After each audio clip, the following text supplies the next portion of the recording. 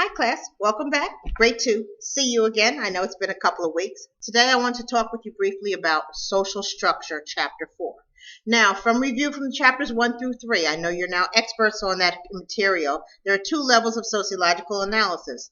The micro level, which looks at small scale features, and which theoretical perspective falls under the micro level of analysis.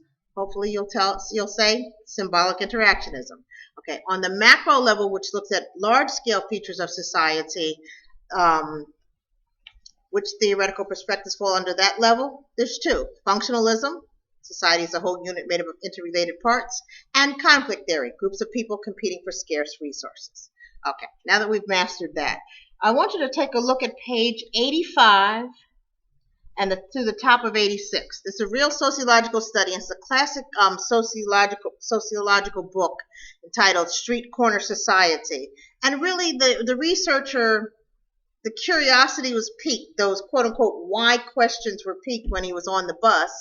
And he got off and wound up creating some classic sociological research as a result of his studying Street Corner Society. But on a macro level, street corner, what we would look at is things such as we would look at what is the social class of the people hanging out on the street corner? What was their status? What is their education level? Was there a lack of job opportunities? What is their skill sets like? If we're going to look on a micro level, we would look at things such as what were their codes of behavior? How did they get along? How was money distributed, wine distributed? Who was the leader? What was the relationship like with their families? It would focus on those face-to-face interactions. Okay. Now, for this week, we're going to talk about social structure, which looks at behavior on a macro level. Next week, week 8, we'll talk about social interaction, which looks at behavior on a micro level. But that story of the Street Corner Society kind of shows you how you can take one particular situation and look at both the micro and macro to get a quote-unquote full picture. Now, if I were to ask you, hint, hint, what guides behavior on a micro level? I'm looking for social structure. Okay. Now, do not laugh, but this is my beautiful roadmap up here. You know from earlier chapter I'm not like the best drawer, but here we go. If I were to ask you how long does it take to drive 40 miles, what would you tell me? Probably 40 minutes, 45 minutes, just depends. Now, have you ever been to Colorado?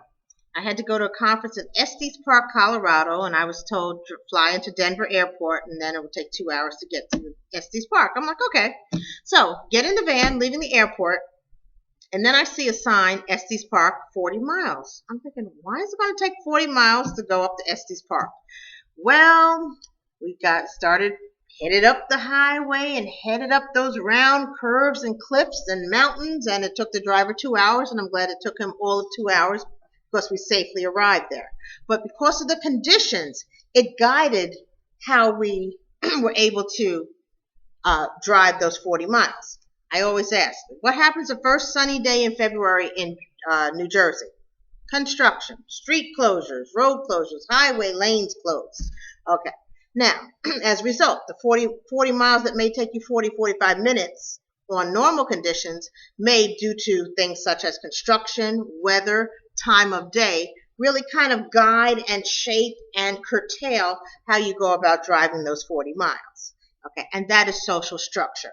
The example in the book is a perfect example. I can't kind of walk in and show you. I'm not like my cinematography has not developed to that level yet, although I consider myself a quote-unquote filmmaker in the making. All right. Think about when you walk into a classroom, or even if you walk into your place of business. You may be on the phone, jolly, laughing, talking with somebody, animated, and as soon as you walk in that door, social structure just takes over. You walk into the classroom, get real solemn, quiet, somber. You slowly walk to your seat, you stay still.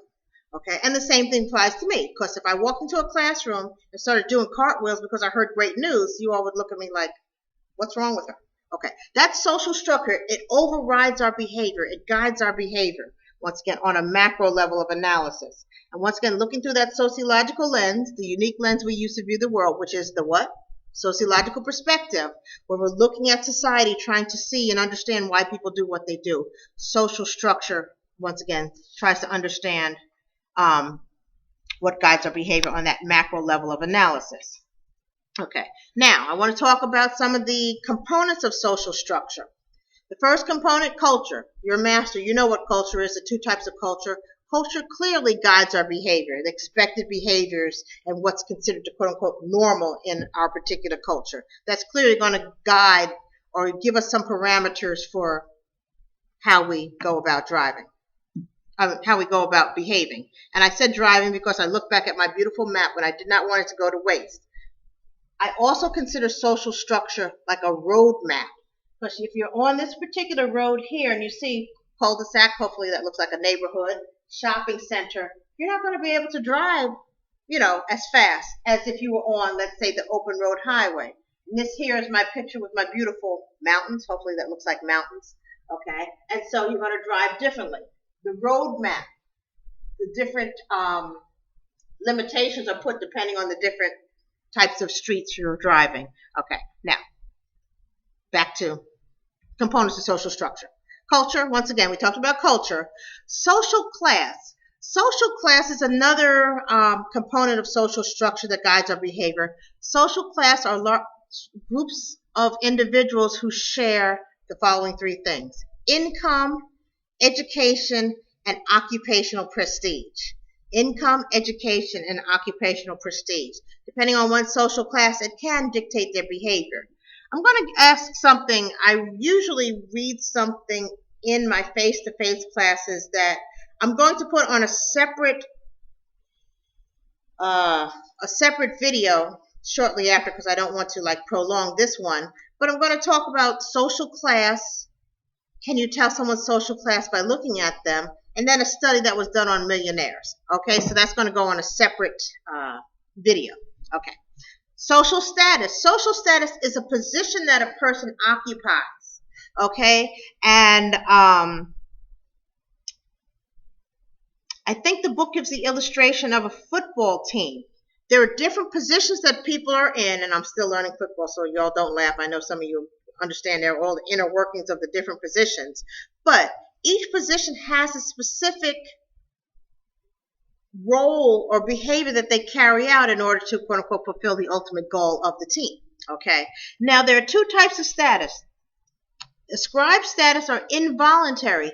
These are statuses that we are born into. We have no control over. Things such as our sex, race, ethnicity, social class of our parents, and later in life, age.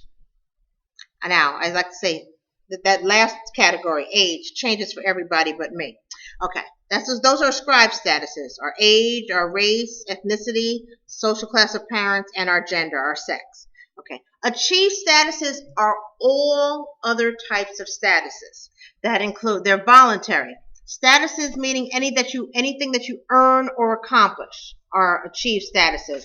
Friend, spouse, college student, dropout, former friend. The thing to remember about status is there's no prestige attached. So a bank robber and a college president can have the same status. Okay? That is because they are both quote unquote achieved statuses. I think in our language we tend to use that word status in a different way, but sociologically speaking, they both are achieved statuses because nobody is born with either of those positions. Okay. Now some other things about statuses. Status symbol, any item used to identify a status. So when you look at that item, you say that person is an X or that person is a Y. Examples of status symbols would be things such as wedding rings, expensive jewelry, yes. I say super expensive luxury cars. Not even like the upper level Mercedes, okay? And somebody, we could probably all or might be able to go in and buy the upper level Mercedes and have a $2,000 a month car note. But cars such as, and I've learned over the years about some of these cars in this class, actually, in sociology, the Maybach, which is $400,000. They have a car, the Bugatti, which is like a $1.5 million car. And not the average person can go in and say, I want one of these for the day. Okay? So those would be examples. Super expensive luxury cars. Uniform. You can tell somebody's status. They are a police officer. They are a nurse. They are an X. They are military by the social status. Also badges. military stripes, all of those are examples of social statuses. Now, there's also something called a master status. Master status is a status that cuts across all other statuses. What makes a master status stand out, it is like visually, it's the first thing you see about people. If you go to describe people, these are some of the first characteristics. Despite what they may be, occupation-wise, these things stand out. Examples would be gender, age, somebody with a visible disability, a burned face, a birthmark. I know someone who has a birthmark over her eye. Even though I may look her in both eyes, that kind of stands out. Those are examples of master statuses. Okay. Now, something going on in society today, you'll find a lot more of this, and that's called status inconsistency. Inconsistencies are contradictions or mismatch between statuses. Let's say you drove up to the local gas station, and here I am. You're like, oh, she looks familiar. Wait, she's my sociology professor. She has a PhD. What is she doing pumping gas? Hey, in this economy, you just never know where you may find people. I mean, there have been instances of, people with all types of degrees all going for, one particular job. So these days, you're going to find a lot more status inconsistencies. I remember one time I had a taxi driver in New York who was a medical doctor in their particular country, but they were still waiting to take the license to become a medical practitioner in the United States. So here you have your doctor driving a taxi. Status inconsistency. 14-year-old college student. Yes, last semester I had a 15-year-old college student in one of my classes. So yes, those are kind of quote-unquote mismatch in status.